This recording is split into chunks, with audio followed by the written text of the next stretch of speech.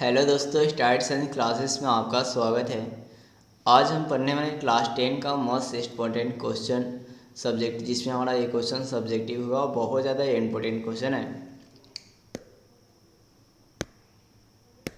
हमारा पहला क्वेश्चन है कि प्रतिरोध का, यहाँ प्रतिरोधी नहीं होगा, प्रतिरोध का समीकरण क्या है या प्रतिरोधों का संयोजन क्या होता है।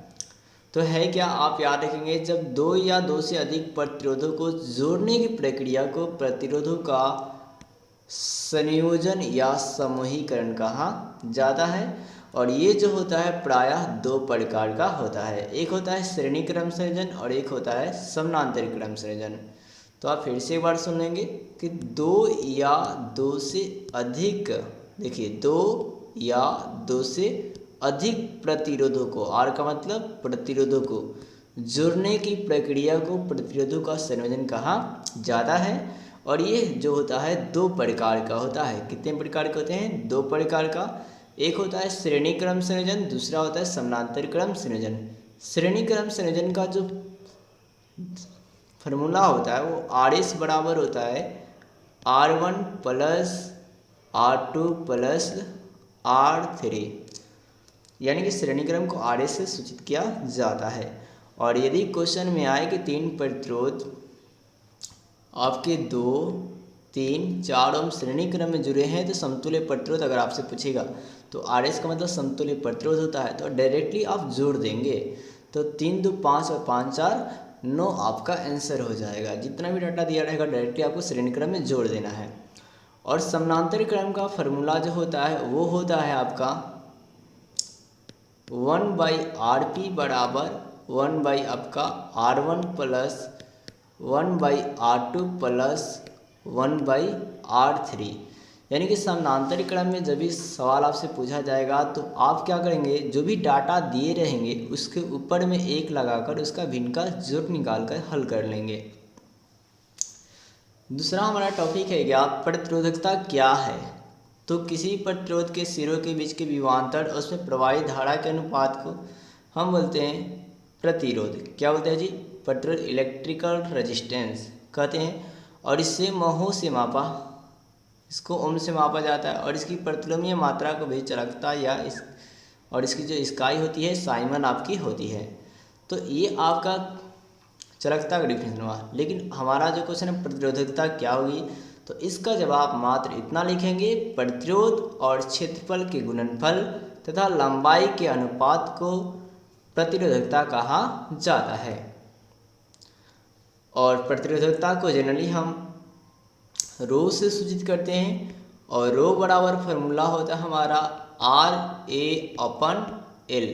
और इसी पर हम डिफिनेशन को रेडी किए हैं कि चालक का प्रतिरोध, R का मतलब प्रतिरोध हो गया और A का मतलब क्षेत्रफल, तब प्रतिरोध और क्षेत्रफल की गुणनफल और लंबाई के अनुपात को प्रतिरोधकता कहा जाता है। और इसका SI मात्रक जो होता है प्रतिरोधकता का वो ओम मीटर होता है। अब नेक्स्ट हमारा क्वेश्चन है कि विभव और विभवांतर में क्या अंतर है। तो हम जब भी अंतर पूछेगा तो हम ऐसे लिखेंगे, विभव और विभवांतर में निम्नलिखित अंतर है। वही बात यहाँ पर लिखी है, विभव और विभवांतर में निम्नलिखित अंतर है। पहला पॉइंट हमारा विभव है तो विभव लिया जाएगा।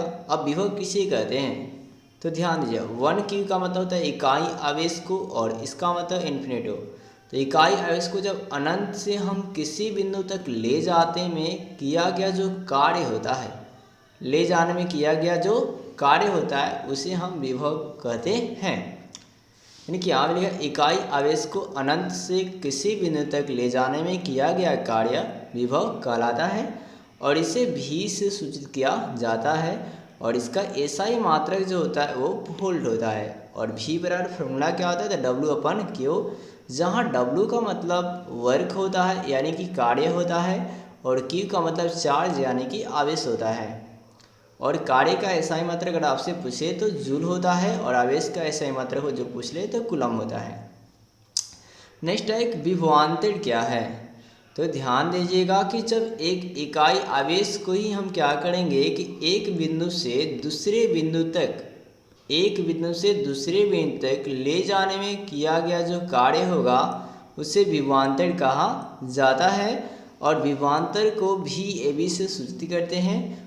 और इसका भी सही मात्रक पूछ लिया जाए तो वोल्टी होता है, और भी ए बी बराबर फार्मूला क्या होता है, वी माइनस वी ए। और एक और इसका फार्मूला होता है, वो क्या होता है, तो W upon Q A B. क्या होता है, W upon Q A B. यहाँ से आप डिफिनेशन को रेडी कर सकते हैं कि इकाई आवेश को, मतलब यहाँ पे 1 लगा दीजिए, इकाई आवेश को ए बिंदु से बी बिंदु तक ले जाने में जो किया गया कार्य होता है, यानी कि जो वर्क होता है, उसी को विभवांतर कहा जाता है। नेक्स्ट हमारा क्वेश्चन है, प्रत्यवर्ती धारा और दृष्ट धारा में क्या अंतर है, या अंतर को बताएं। यह क्वेश्चन ऐसे पूछ लिया जाता है कि एसी और डीसी में अंतर बताइए, या अल्टरनेटिंग करंट और डायरेक्ट करंट में क्या डिफरेंस होता है। तो हम लिखेंगे क्या कि प्रत्यवर्ती धारा और दृष्ट धारा में निम्नलिखित अंतर है। पहला पॉइंट है प्रत्यवर्ती धारा। प्रत्यवर्ती धारा शॉर्ट में से एसी यानी कि अल्टरनेटिंग करंट कहा जाता है। तो प्रत्यवर्ती धारा ये अधिक घातक होता है, अधिक खतरनाक होता है, और इसमें वोल्टता का मान बदलता रहता है, और साथ ही साथ धारा का मान भी क्या होता है, बदलता रहता है। और नेक्स्ट हमारा कि दृष्ट धारा। तो दृष्ट धारा में ये क्या होता है, कम घातक होता है, यानी कि एसी की तुलना में डीसी जो होता है कम घातक होता है, और इसमें वोल्टता का मान नहीं बदलता है। याद रहे, प्रत्यवर्ती एसी में एसी आपका वोल्टता का मान बदल जाएगा, लेकिन इसमें क्या होगा, नहीं बदलता है, और वोल्टता नहीं बदलेगी, धारा का मान भी नहीं बदलता है। कहने का मतलब एक बैटरी जो है, बैटरी से ध्यान रखिएगा, पूछ लिया जाता है कि निम्नलिखित में किससे दृष्ट धारा मिलती है, तो बैटरी से हमें दृष्ट धारा मिलती है। बैटरी से क्या मिलता है जी, दृष्ट धारा, यानी कि डायरेक्ट करंट आपका मिलता है। और आपसे प्रत्यवर्ती धारा किससे मिलता है, तो ट्रांसफार्मर से मिलता है। और आपसे ये पूछ लिया जाए कि एसी को, मतलब डीसी को एसी में कौन कन्वर्ट करता है, या एसी को डीसी में कन्वर्ट कौन करता है, तो रेक्टिफायर करता है। कौन करता है जी, रेक्टिफायर करता है, या इन्वर्टर करता है। नेक्स्ट है विद्युत फ्यूज क्या है।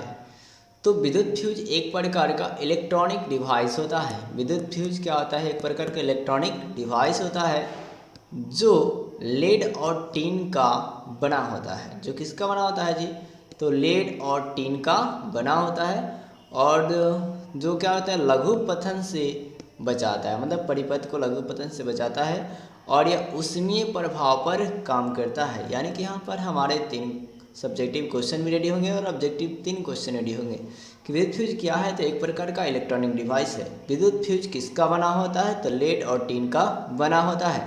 विद्युत फ्यूज परिपथ में किससे बचाता है, तो लघु पतन से बचाता है। नेक्स्ट है विद्युत फ्यूज किस सिद्धांत पर या किस प्रभाव पर कार्य करता है, तो ऊष्मीय प्रभाव पर कार्य करता है। अब नेक्स्ट हमारा क्वेश्चन है विद्युत शक्ति क्या है। तो विद्युत ऊर्जा और समय के अनुपात को विद्युत शक्ति कहते हैं, और इसे P से सूचित किया जाता है या सूचित करते हैं। और इसका SI मात्रक वाट या किलोवाट या मेगावाट होता है।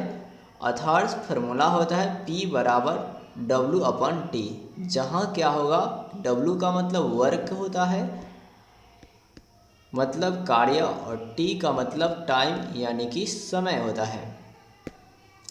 नेक्स्ट हमारा क्वेश्चन है फ्लेमिंग के वाम हस्त नियम को बताइए। तो फ्लेमिंग के वाम हस्त नियम के अनुसार बायां हाथ के 3 अंगुलियों को एक दूसरे के लंबवत फैलाया जाता है कि तर्जनी चुंबकीय क्षेत्र को व्यक्त करता है, तर्जनी चुंबकीय क्षेत्र को, और मध्यमा अगर धारा को व्यक्त करता है। इसके आगे हम लिखेंगे मध्यमा। मध्यमा क्या करता है जी, आई का मतलब धारा को व्यक्त करता है, तो जो अंगूठा होगा वो बल को व्यक्त करेगा। अंगूठा क्या होगा जी, बल को व्यक्त करता है। चलिए हम थोड़ा सा एक पिक्चर से देख लेते हैं। ये आपका हो गया अंगूठा, ये हो गई आपकी मध्यमा, और ये हो गई आपकी, यहाँ पर ले लेते हैं अपना तर्जनी।